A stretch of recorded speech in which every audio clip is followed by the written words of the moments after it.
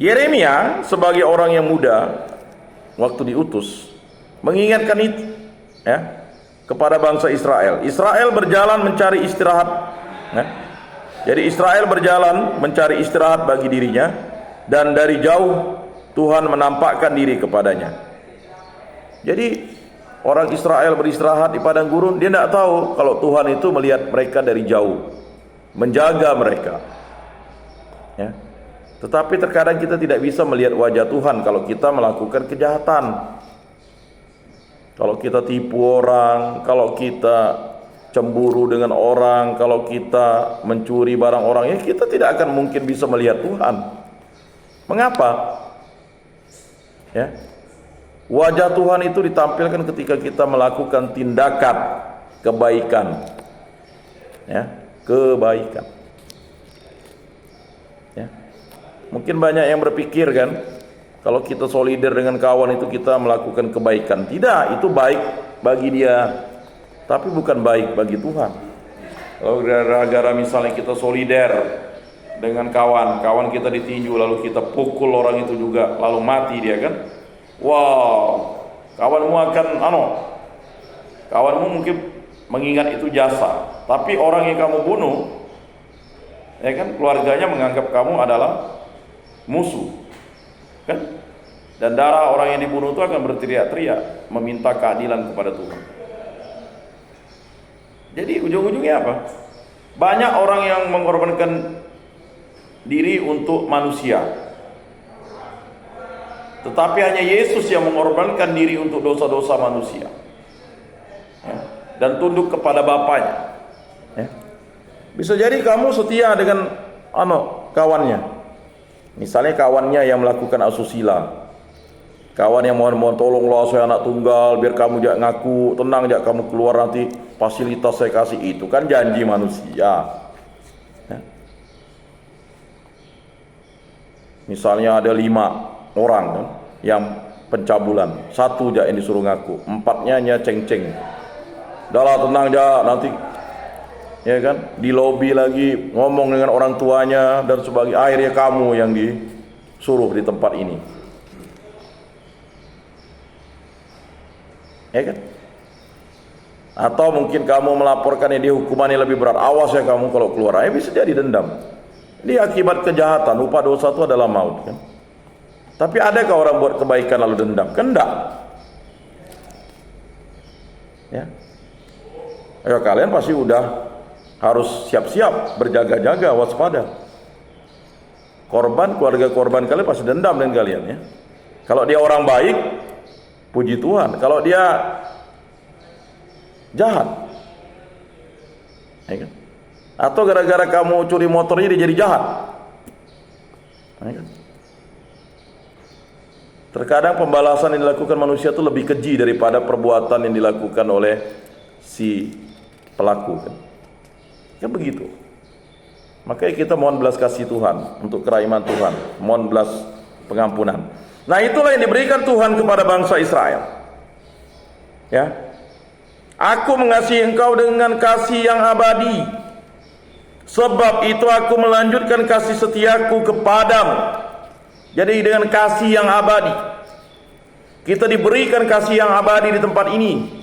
Untuk itu kita binalah diri kita dengan baik. Kita mendengarkan pelatih, pembina, pembimbing kita, guru kita, semua orang yang ingin membuat kita menjadi baik hidup sosial. Jangan mencanangkan sesuatu kejahatan dalam diri kita. Mentang-mentang ketemu kawannya, ngapain lah, nanti kita keluar buat geng, ya kan? Bukan geng kebaikan, kalau geng maling, ya kan? Lo geng copet, tenang aja kau jangan pulang ke kampung, kita buat, saya punya rumah, ya. Malah menjadi lebih besar, tersesatnya sangat jauh dan dalam, ya susah kan? Ya. Berapa kali saya dialog atau saya sampaikan, kalau orang terlibat kasus narkoba, jaringan narkoba, dia itu hanya 3 aja nasibnya. Kamu, ya, hati-hati ya. Jangan sampai terbuai, ya kan? Pertama kan kamu pasti diumpan dulu. Bahkan pengedar itu malah tidak makai. Kalau dia makai kan tidak kaya dia kan? Dia sakau. Kalau kalian masuk di dalam perangkap jaringan narkoba itu apa yang terjadi? Pertama kalian akan mati karena narkobanya kan? Sakau mati kan? Iya. Yang kedua, kalau kalian pengedar kan, bawa, tertangkap oleh aparat, tertembak, mati karena aparat atau mati karena dihukum kan? Ya sudah mati, mati dalam artian ya kalau tidak mati sengsara kan. Tapi dalam penjara pun masih ada sindikat yang bisa mengedar. Nah, yang paling parah itu tetap mati karena sindikatnya. Ya. Mana ada orang mau rugi kan? Hah? Kamu jual narkoba lalu tidak disetor duitnya kan? Udah di penjara, keluar tetapi tagih kan? Tidak ada urusan. Makanya jangan, ya, jangan. Perintah Allah itu kan yang pertama apa? Jangan kan katanya Tuhan Allah. Yang kedua jangan lagi kan. Yang ketiga kuduskan. Yang keempat hormati. Yang kelima jangan. Sampai ke 10 jangan terus kan kata-katanya. Jangan. Jadi kalau yang sudah berhubungan dengan sindikat narkoba atau ada kawan-kawannya di dalam itu, ya, hindari dan katakan tidak. Kalau kalian ya terayu, selesai. Karena zat dalam diri kalian itu hanya bisa didetoksifikasi ya 30 tahun baru darah kalian itu dianggap sudah tidak mengandung zat itu. Tapi tidak bisa menjamin kan. Banyak yang sudah rehabilitasi balik lagi kan. Karena ada kawan yang balik lagi ke sini udah 3 kali kan. Karena barang itu dia dikendalikan. Jadi kita jangan bermain-main, ya. Karena kejahatan itu menjauhkan kita dari kasih Allah dan akibatnya apa? Kita semakin dalam tersesat. Nah itu saya sampaikan kepada kalian nih, ya. Jangan lalu di tempat ini malah menjadi pulang keluar jadi bos mafia. Ini nih kau baru berapa lah preman? Wah datang ke kampungnya, sengahilah kau nih. Aku nih udah 2 tahun ya, wah bangga di 2 tahun di tempat ini, malah jadi pekman di sana, makin hancur ya kan. Ya, jadi setan tuh kalau dibebaskan dari suatu rumah, kita kan ibarat rumah nih, dia akan mengembara kepada gurun, lalu mencari kawan yang 7 lagi yang lebih kuat untuk merasuki orang itu supaya lebih parah keadaannya. Kalau kalian melakukan lagi lebih parah lagi nanti tuh. Oh, tidak percaya Pak, saya bisa tobat Pak. Tapi tunggu tua Pak, ya tobat. Ambil motor, tangkap massa, kejar, tiba-tiba ada truk, hantam kamu, selesai. Jadi banyak yang kalian harus pikirkan ya. Jangan berpikir yang lalu gampang. Oh, nengok aja kalau udah ngumpul, gampang bawa urusan tuh, tenang aja. Kita plaza aja Pak, wow, nah, sini juga gampang, kita plaza kan, terjadi perkelahian, akhirnya terjadi pembunuhan kan, yang rugi siapa? Yang rugi yang ikut-ikutan, dia yang malah dipenjara lebih banyak kan, bosnya mana? Oh tidak Pak, aduh saya merencanakan Pak ini, oh pandailah, kena kamu yang menusuk orang, bunuh orang, dia lebih lama kan, nah ini terjadi. Begitu juga dengan kejahatan-kejahatan yang lain, makanya hati-hati. Ya makanya libatkanlah dalam majelis-majelis iman, dalam perkumpulan-perkumpulan iman. Jangan melibatkan diri pada perkumpulan-perkumpulan yang negatif. Akibatnya apa kan? Susah untuk keluar. Ya kan? Susah kan untuk keluar? Kamu gaul dengan orang dewasa, dia nyuri sawit tak ada dia hukum. Padahal dia nyuri pakai truk. Kamu nyuri pakai sepeda motor, tapi hukumannya tetap mencuri kan? Pasti kamu udah dia gampang Pak, ambil ya. Paling urusan polisi, ya kan? Oknum polisi, pasti dia ngomong gitu kan? Zaman sekarang bisa suap, udah sampai sini baru kamu tahu rasa kan? Tidak seperti yang dia ceritakan di warung kopi, di warung tajok, di warung arak, di warung kopi pangku, ya kan? Tenang bah, ya kan? Kan ada gitu.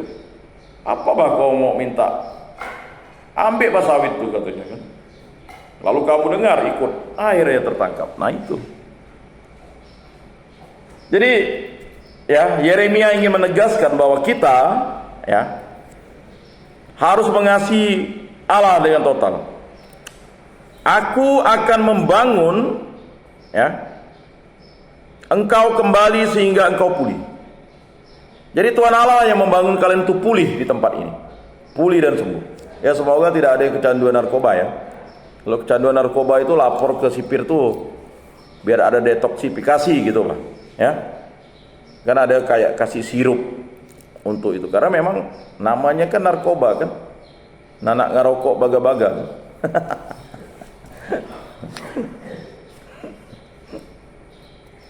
Ya begitu. Yang tidak narkoba ya bisa baga-baga, apalagi narkoba.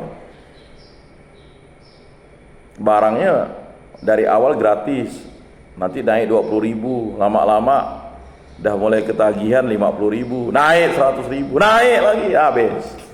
Ujung-ujung harta orang tua habis. Mulailah dia maling HP bapaknya, maling uang mamanya, disuruh beli rinso harga 10.000 kasih 100.000, ya kan? Beli rinso ya nak, ya. Pergi di warung dapat rinso 10.000, pulang kan mana kembalinya? Mamaknya bingung kan, uangnya tidak balik-balik. Tunggu dah sebulan baru ditanya, mana uangnya kemarin sebulan mamak kasih itu? Dah habis lama. Nyaman ya ngomongnya.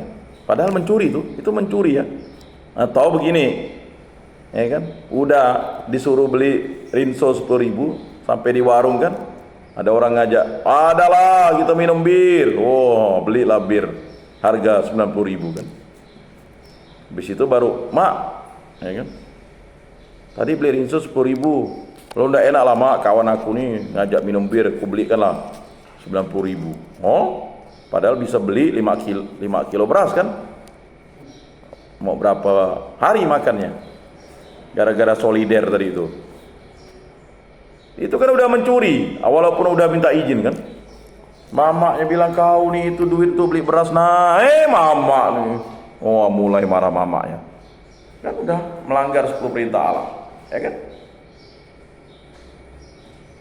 Jadi terkadang kita tidak sadar mencuri.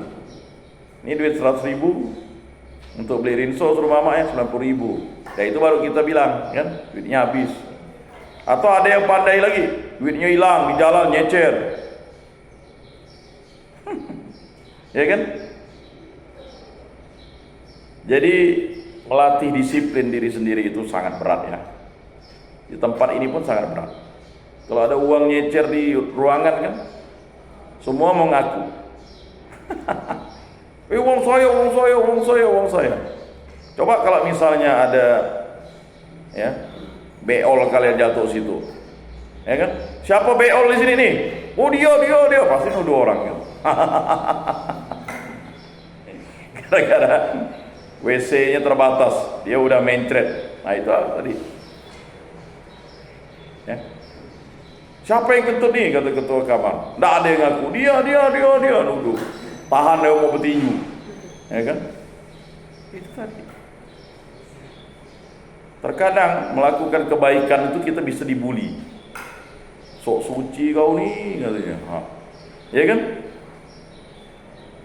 Nah ini memang yang menjadi terang dan garam itu banyak tantangan, banyak orang yang mau menggelapkan kita. Jadi dengan pendidikan ya, dengan pendidikan itu modal itu kita bagian akal budi. Kan mencintai Tuhan itu dengan akal budi. Oh salah ya rupanya selama ini kan. Salah. Oh salah ya selama ini kan. Dan berbagai macam. Nah, untuk itu kita harus sadar. Maka Yeremia diutus sampai dia katakan, ya, Aku akan membangun engkau kembali sehingga engkau pulih, hai anak darah Israel. Anak darah. Jadi Tuhan itu menganggap Israel itu kekasihnya, kan? Anak darah.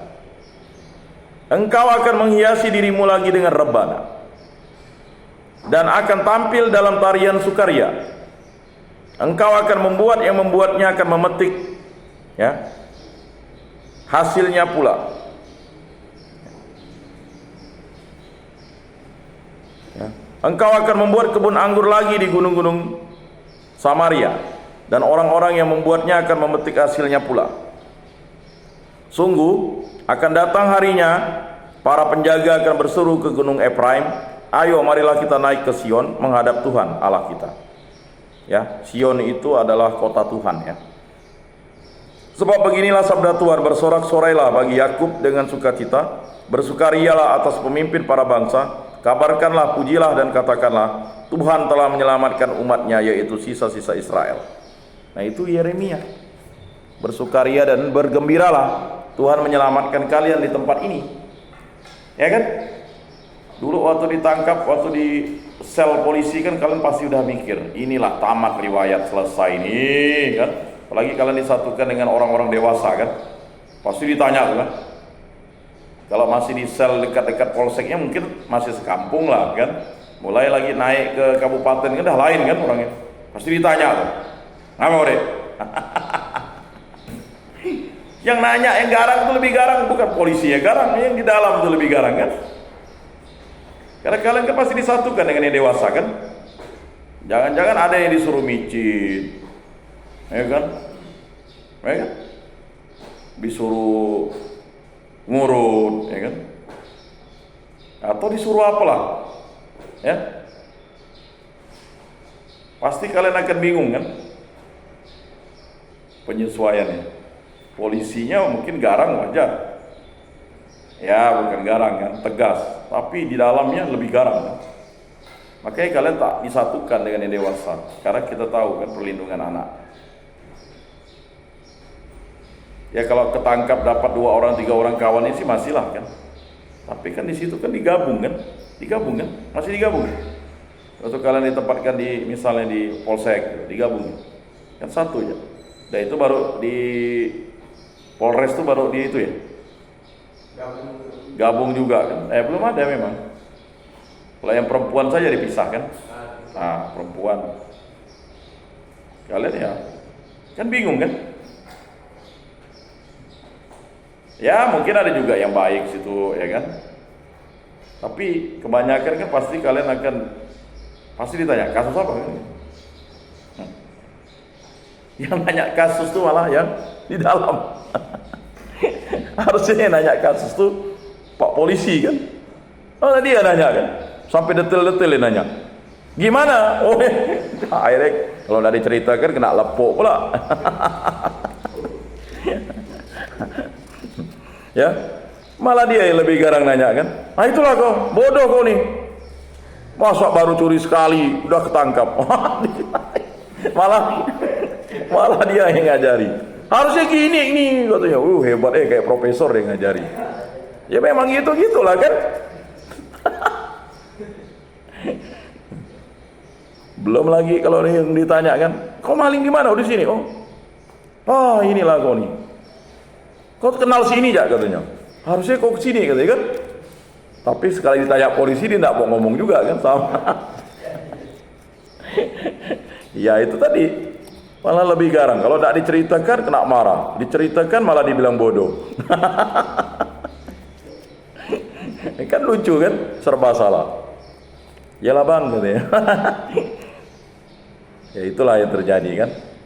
Pasti sudah sangat menderita lah awal-awalnya. Bingung kalian, kan, situasinya bekalut, gelap perasaan kalian, kan, langsung blank, betul nggak? Main waktu kalian ditangkap ketawa-ketawa, kan pasti langsung tuh kayak disambar petir tuh, kan. Apalagi kalau penangkapannya langsung pakai borgol, kan. Ada yang pakai borgol? Mau pakai borgol ya? Enggak ya? Tinggal dipanggil aja, ya. Wih, tenang dia. Maklum, dapat kali, kan. Sini dek, ya. Masuk ya, gitu kan dia bilang. Sini dek, masuk ya, gitu gak? Hah? Oh, karena penanganan anak kali, duduk-duduk ya kan. Di situ tag, apa pak? Ya kan? Baru dipanggil kamu kan? Dah, berapa kali pasti dia nanya kan? Polisi kan gitu. Kalau kamu langsung ngaku kan langsung cepat ya. 4 kali pak. Oh ya udah di mana. Udah. Tapi kalau yang tidak mau ngaku, enggak mau ini. Kamu. Pertamanya tidak dikasih minum dulu lah kali. Mulai haus di situ kan? Hah? Iya kan? Mulai haus lah. Baru rasanya kamu menghargai minuman kan?